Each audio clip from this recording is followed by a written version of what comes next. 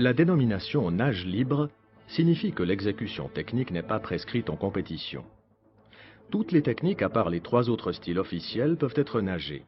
Il s'est néanmoins avéré rapidement que le crawl est nettement supérieur aux autres techniques d'un point de vue de la vitesse de nage.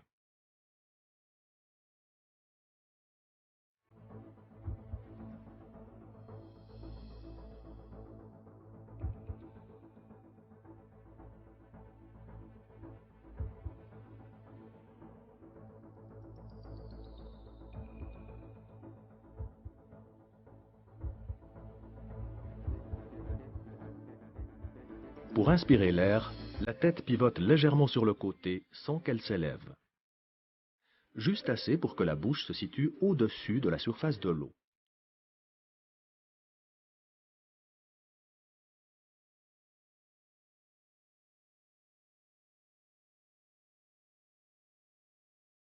Ensuite, l'air est expiré régulièrement par la bouche et le nez.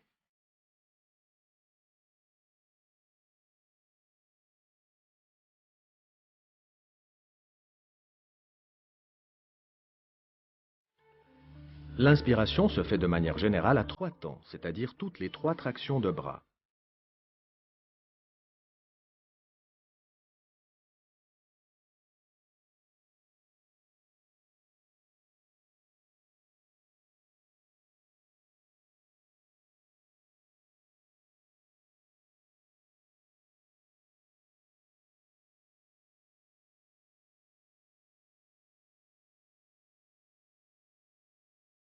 Pendant chaque phase de déroulement du mouvement, le corps maintient une position tendue, haute et proche de l'horizontale.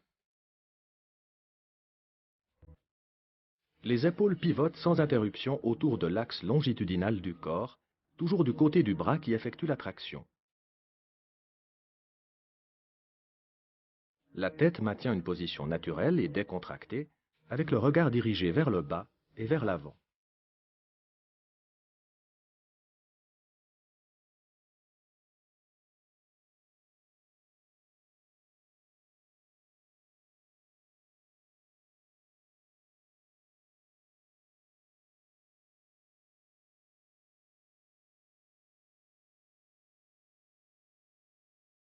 Le battement est déclenché depuis l'articulation de la hanche et se transmet comme un coup de fouet par le genou et se termine à la pointe des pieds.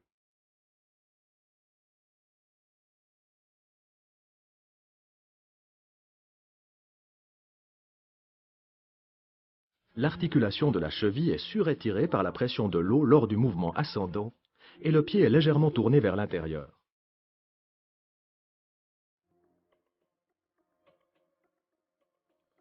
Ce mouvement, proche de celui d'un fouet, évite un mouvement limité à l'articulation du genou.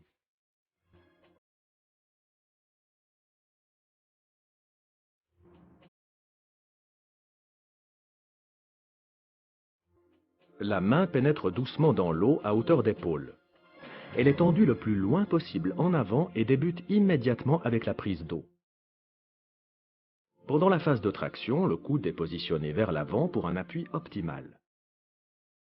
Le but est d'ancrer la main et l'avant-bras dans l'eau et de tracter le corps vers l'avant par-dessus le bras.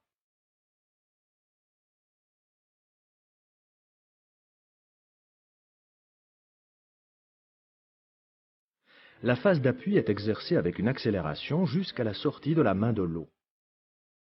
Le bras est ramené par-dessus l'eau de manière décontractée en position tendue ou pliée.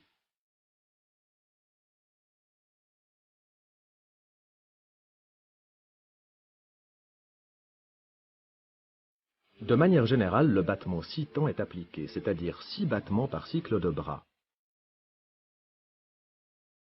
C'est ce rythme, en combinaison avec une haute fréquence et une distance par mouvement maximale, qui constitue la clé d'une vitesse de nage élevée.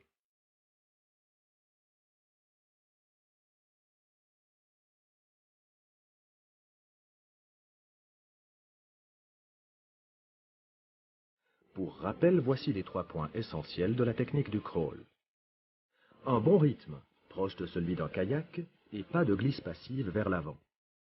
Une prise d'eau immédiate et un ancrage de la main et de l'avant-bras avec un coude haut lors de la traction.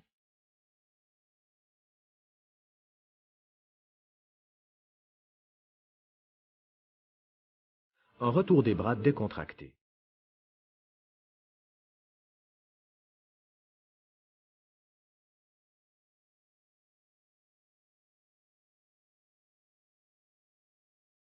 Lors de tout départ du plot, il existe deux variantes de position initiale.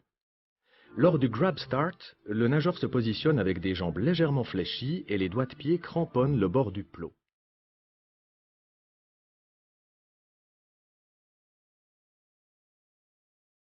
La deuxième variante constitue le track start, lors duquel la jambe d'appel est positionnée en retrait, en reposant sur les doigts de pied.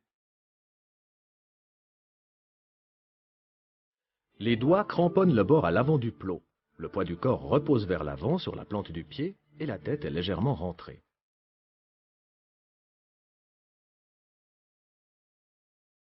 Lors du départ, le nageur se propulse vers l'avant. Simultanément, les bras sont jetés vers l'avant. Dans un premier temps, le bassin s'abaisse puis se meut vers l'avant. Les genoux se plient encore plus. Dès que le bas des jambes a atteint la position horizontale, les jambes poussent vers l'avant de manière explosive. Pendant la phase d'envol, le corps maintient une position horizontale, tandis que les mains visent déjà le point d'entrée dans l'eau. Lors de l'entrée dans l'eau, avec le corps tendu, les mains, le tronc et les jambes pénètrent successivement au même endroit dans l'eau. L'angle d'entrée est relativement plat et les éclaboussures sont minimisées.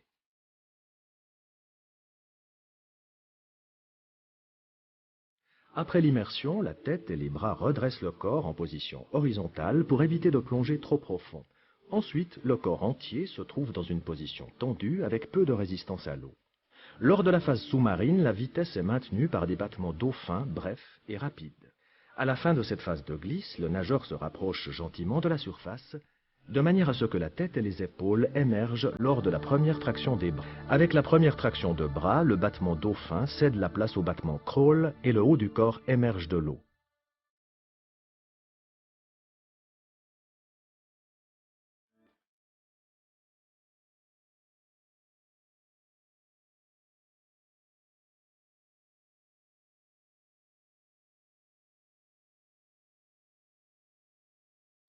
Le nageur s'approche du mur sans réduire sa vitesse de nage. Après l'avant-dernière traction, la main reste au niveau des hanches. Avec la dernière traction, la tête est rentrée, le menton contre la poitrine. Il s'ensuit un mouvement de pivot très rapide. En même temps, les jambes sont rétractées et les pieds se positionnent avec un quart de tour contre le mur. Le nageur se trouve maintenant dans une position latérale et se pousse du mur de manière explosive.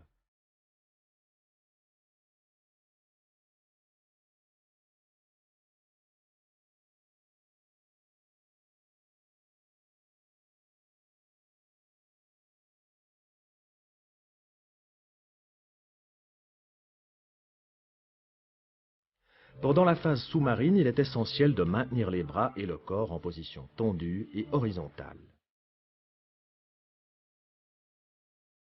Avec la première traction de bras, le battement d'eau fin cède la place au battement crawl et le haut du corps émerge de l'eau.